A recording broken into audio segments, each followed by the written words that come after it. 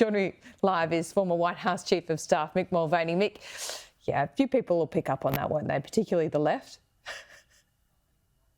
He does it on purpose, Laura. Exactly. He does it to troll the left. He does it to just sort of goad them into giving some sort of response. He knows what the rules are. And keep in mind, under our constitutional system, the president can't change the Constitution. It would have to go out to the states or to the voters and so forth. But yes, you're right. That will be one of the headlines now, is that Donald Trump wants to be a dictator and stay president forever. That's one of the takeaways of what you just showed. Yeah, that's right.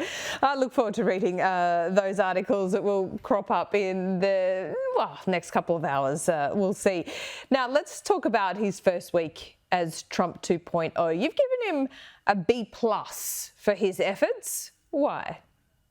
Well, let's talk about the stuff I like, which is most of everything. He's done a really, really good job on the border. They've already started deportations. People have started self-deporting, which Democrats didn't think would actually happen. But people who were here illegally have decided to go back to the countries they're from, largely Mexico.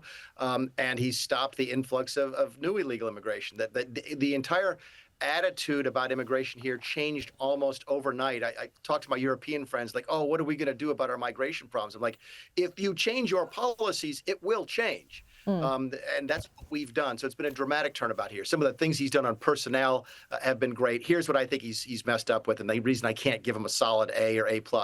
The decision to pardon the violent January 6 offenders is going to come back to haunt him.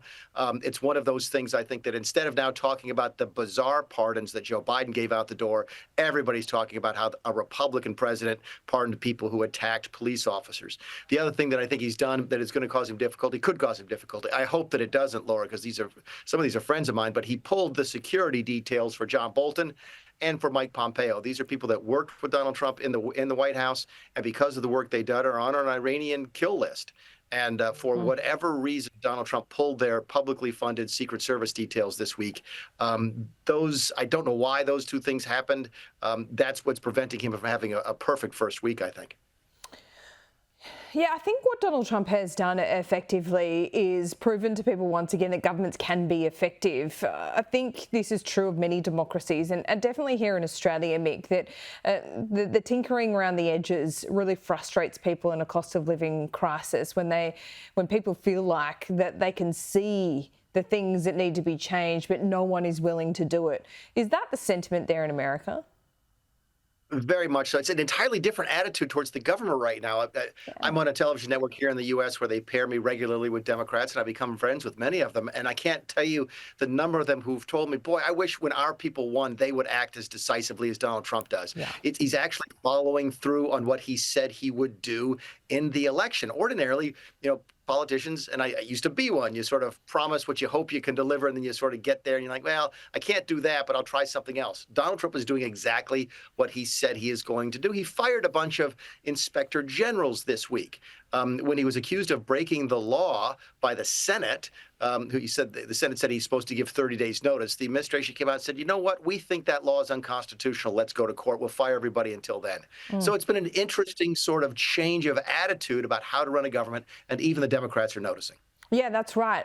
Also, Donald Trump, his picks for running certain departments, they all need to be confirmed through Congress. That is slowly and steadily starting to happen. But there are a few that haven't happened yet. Is he going to get what he wants here, or might he lose a few people along the way?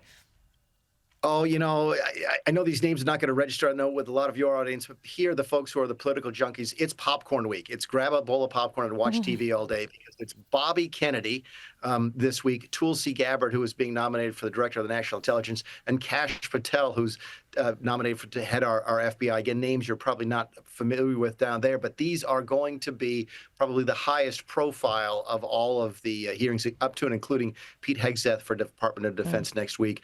I'm particularly interested in watching the RFK Bobby Kennedy hearing this week. He is liable to say anything at any time at anybody, and that makes for good television. Yeah, it certainly does, Mick. Those names are very familiar to this audience, I can tell you that much. Thanks so much. We'll see you soon. Thanks, Laura.